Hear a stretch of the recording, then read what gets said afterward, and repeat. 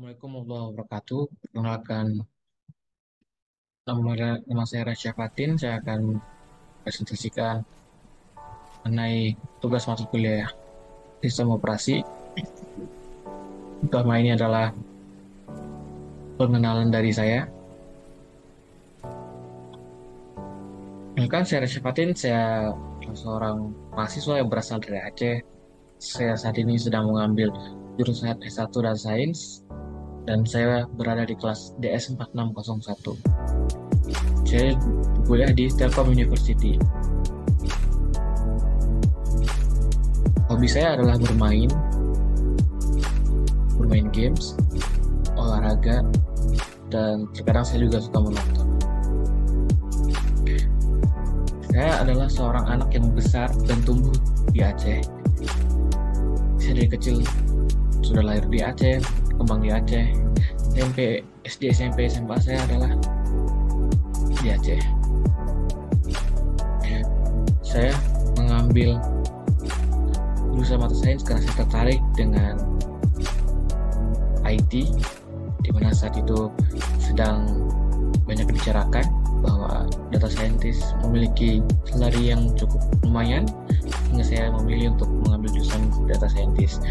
Dan saya juga mengambil perguruan tinggi, yaitu Telkom University, karena saya yakin bahwa Telkom University mampu untuk membantu saya dalam meraih impian saya untuk menjadi seorang data scientist.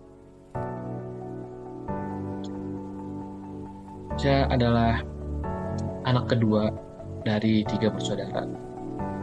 Saya memiliki abang dan adik, yang mana abang saya sudah bekerja dan saya masih bersekolah di sekolah menengah. Saya adalah mahasiswa yang aktif. Saya juga berkontribusi dalam kegiatan-kegiatan kemahasiswaan. Saya juga adalah staf di himpunan mahasiswa. Saya juga adalah staf di UKM Aceh,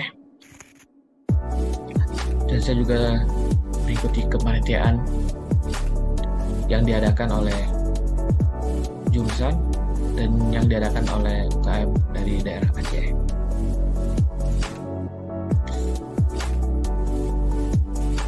Berikut adalah yang saya tampilkan. Ini adalah baju adat Aceh, yang mana biasa digunakan untuk pernikahan, dan ini adalah landmark dari provinsi Aceh, yaitu Masjid Raya Baitur Rahman, yang memiliki keunikan di masjidnya, yaitu memiliki payung yang sangat besar untuk dapat membuat lingkungan masjid tidak panas.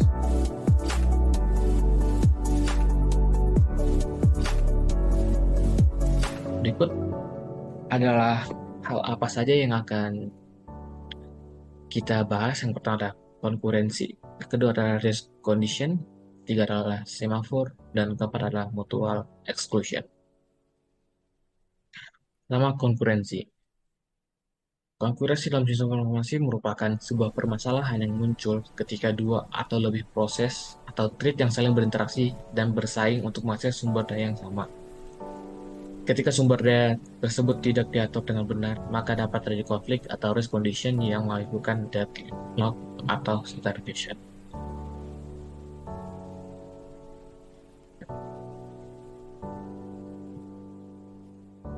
Contohnya ialah, misalkan terdapat dua proses A dan B yang ingin menambahkan nilai variabel X yang dibagikan di antara mereka.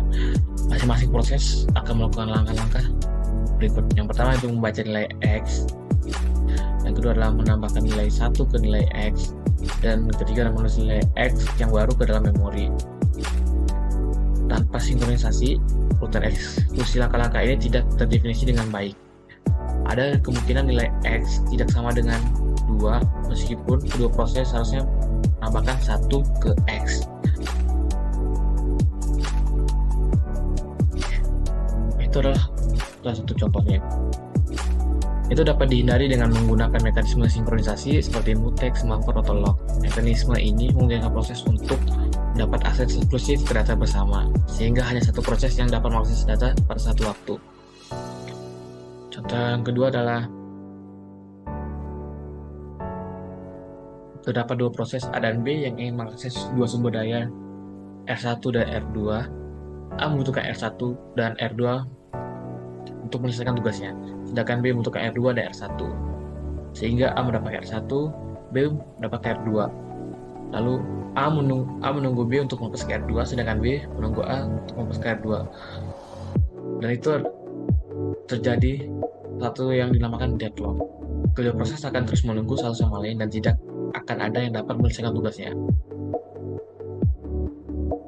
Solusi yang dapat diberikan ialah dengan beberapa teknik seperti prevention, yaitu penjagaan deadlock dapat dilakukan dengan memastikan bahwa tidak ada dua proses yang saling menunggu satu sama lain. Contoh teknik selanjutnya ada avoidance, yaitu menghindari deadlock dengan mencatatkan proses dengan hati-hati dan memastikan bahwa tidak ada proses yang dapat diblokir oleh proses lain. Dan solusi yang terakhir adalah menggunakan teknik detection and recovery, yaitu deadlock dapat dideteksi dan dipulihkan dengan menggunakan algoritma khusus. Contoh yang terakhir adalah terdapat dua proses, yaitu A dan B yang ingin mengakses CPU. A adalah proses prioritas tinggi, sedangkan B adalah proses prioritas rendah. Karena A terus-menerus mendapatkan akses ke CPU dan B tidak pernah mendapatkan akses ke CPU. Oleh sebab itu, maka B tidak akan pernah mendapatkan tugasnya karena A selalu mendapatkan akses ke CPU. Solusinya dapat diberikan ialah yaitu penjadwalan prioritas. Berikan prioritas yang lebih tinggi kepada prioritas yang membutuhkan akses ke sumber daya untuk menyelesaikan tugasnya, lalu akan diberikan ke prioritas yang lebih rendah secara bergantian. Kedua adalah aging, yaitu meningkatkan prioritas proses yang telah diblokir selama periode waktu tertentu.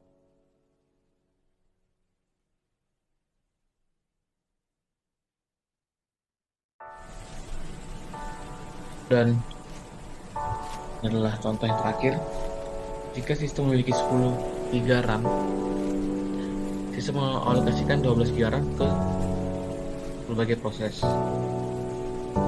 Sistem akan jadi lambat dan tidak responsif karena tidak ada cukup RAM untuk semua proses. Jadi konkurensi dapat menimbulkan beberapa kesalahan seperti exploration, deadlock, starvation, dan resource over allocation. Semua permasalahan ini dapat dihindari dan diminimalisir dengan menggunakan teknik dan mekanisme sinkronisasi.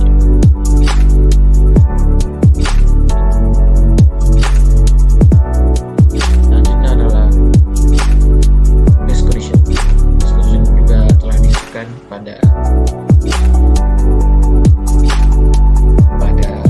konkurensi yang sebelumnya. Collision adalah satu kondisi yang terjadi ketika dua atau lebih proses mengakses dan manipulasi data bersama pada saat yang bersamaan, dan urutan eksekusi mereka tidak terdeteksi dengan baik. Hal ini dapat menyebabkan hasil yang tidak terduga dan tidak konsisten, tergantung pada urutan mana proses tersebut misalkan operasinya. Berikutlah contohnya, yaitu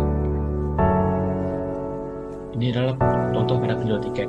Misalkan terdapat 100 tiket konser yang tersedia untuk dijual. Terdapat dua orang, Alice dan Bob, yang ingin membeli tiket secara online. Proses membeli tiket adalah sebagai berikut, yaitu memesan ketersediaan tiket, memesan tiket, membayar tiket. Tanpa sinkronisasi, urutan eksekusi untuk memesan tiket tidak terdefinisi dengan baik. Jika tidak terdefinisi dengan baik, maka ada kemungkinan urutan terjadi sebagai berikut. Yang pertama adalah Alice ngecek tiket apakah tersedia. Yang kedua adalah Bob ngecek tiket apakah tersedia. Lalu Alice memesan tiket, Bob memesan tiket, Alice membayar tiket. Bob juga membayar tiket.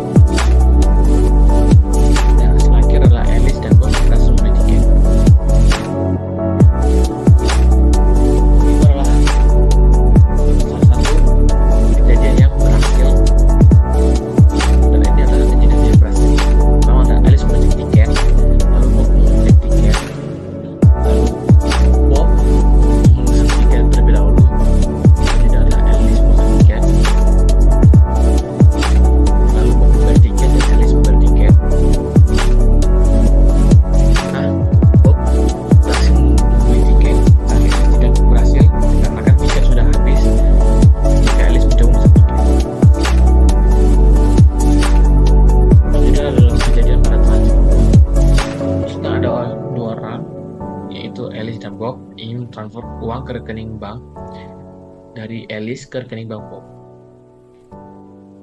Berikut adalah langkah untuk langkah proses yang terjadi saat transfer uang. Yang pertama, jika Alice transfer ke Bob, itu adalah mengurangnya saldo pada rekening Alice. Yang kedua adalah menambahnya saldo pada rekening Bob. Jika tanpa sinkronisasi urutan eksekusi langkah-langkah ini tidak terdeteksi dengan baik, inilah kemungkinan urutan yang bakal terjadi. Urutan pertama itu saldo rekening Alice dikurangi dan saldo rekening Bob ditambahkan, dan itu berhasil, hasilnya adalah berhasil. Akan jadi masalah itu pada urutan kedua, yaitu jika saldo rekening Bob ditambahkan dan saldo rekening Alice dikurangi, transfer uang gagal dan saldo di kedua rekening tidak berubah.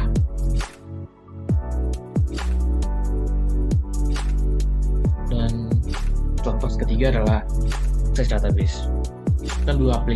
Misalkan terdapat dua aplikasi, yaitu A dan B, yang ingin mengakses database secara bersamaan. A ingin baca data dari database, sedangkan B ingin menulis data ke database. Tanpa sinkronisasi, bakal ada kemungkinan data yang dibaca A tidak konsisten dengan data yang ditulis oleh B. Hal ini menyebabkan hasil yang tidak terduga dan tidak konsisten.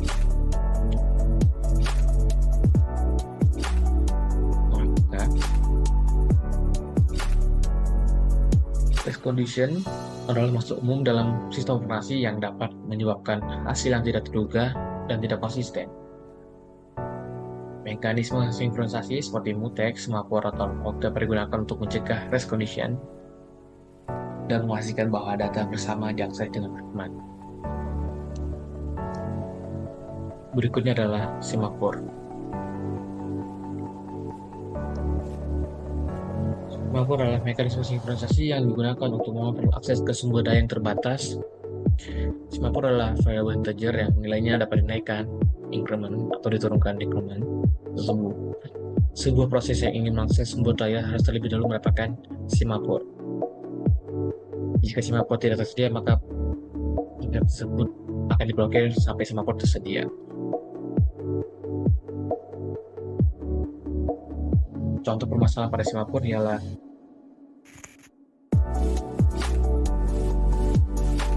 yaitu resource overallocation. Semapur dapat menyebabkan resource overallocation jika tidak digunakan dengan hati-hati. Misalkan terdapat 10 semapur yang tersedia untuk mengakses sumber daya R. Sistem mengalokasikan 12 semapur ke berbagai proses. Sistem akan menjadi lambat dan tidak responsif karena tidak akan cukup semapur untuk semua proses. Dan solusi yang dapat diberikan ialah, kalau kita ini yang pertama semapur manajemen, yang kedua adalah resource allocation algorithm. Contoh kedua adalah priority inversion, yaitu ketika proses dengan prioritas rendah memblokir proses dengan prioritas tinggi. Hal ini dapat terjadi jika proses dengan prioritas rendah dapat semapur yang dibutuhkan oleh proses dengan prioritas tinggi. Dan contohnya misalkan terdapat dua proses, yaitu A dan B, ingin mengakses sumber daya R adalah yang memiliki proses prioritas tinggi, sedangkan B adalah proses prioritas rendah. B mendapatkan semapur untuk R, A menunggu B untuk melepaskan semapur untuk R. Jadi A tidak dapat menyelesaikan tugasnya sampai B melepaskan semapur untuk R, meskipun A memiliki prioritas yang lebih tinggi. Jadi solusi yang dapat diberikan adalah dengan melakukan beberapa teknik, yaitu priority inheritance dan priority ceiling protocol. Jadi semapur itu adalah alat yang berguna untuk mengontrol akses ke sumber daya, tapi dapat menyebabkan beberapa masalah juga.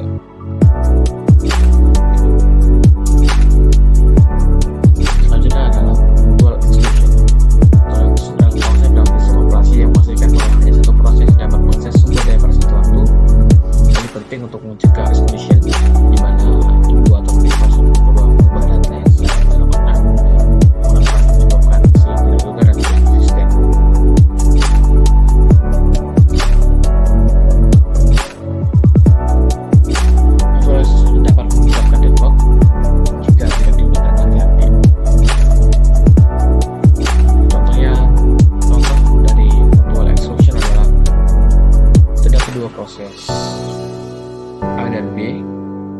mengakses sumber daya, mengakses dua sumber daya, yaitu R1 dan R2. A membutuhkan R1 dan R2 untuk menyelesaikan tugasnya, dan B membutuhkan R2 dan R1. Sama seperti sebelumnya deadlock pada corporation, yaitu saat A mengunci R1, B mengunci R2, A menunggu B untuk memasukkan R2, dan B menunggu A untuk memasukkan R1.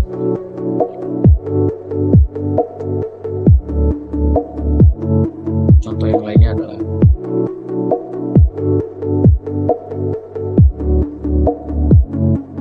itu ada starvation, resource over allocation, dan priority inversion. Nah, berikut contohnya dapat dipahami konsekuensi resolusi program resolution dari sistem operasi. Keempat konsep ini sudah terkait dan membantu kita memahami cara kerja sistem operasi dalam menyelesaikan sumber daya bersama. Dengan memahami konsep ini, kita dapat membangun program yang handal dan efisien, serta memahami cara kerja sistem operasi secara praktis.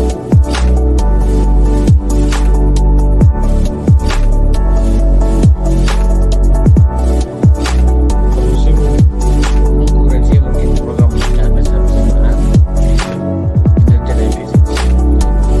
Dual solution memastikan akses eksklusif ke sumber daya, mencegah regulation, dan cuma mengontrol akses ke sumber daya, membatasi jumlah proses yang dapat diakses secara bersama. Task condition terjadi ketika dua atau lebih proses mencoba mengakses data yang bersama secara bersamaan, menghasilkan hasil yang tidak terduga. Memahami keempat konsep ini penting untuk mengembangkan program yang handal dan memahami cara kerja sistem operasi. Sekian dari saya. Assalamualaikum warahmatullahi wabarakatuh.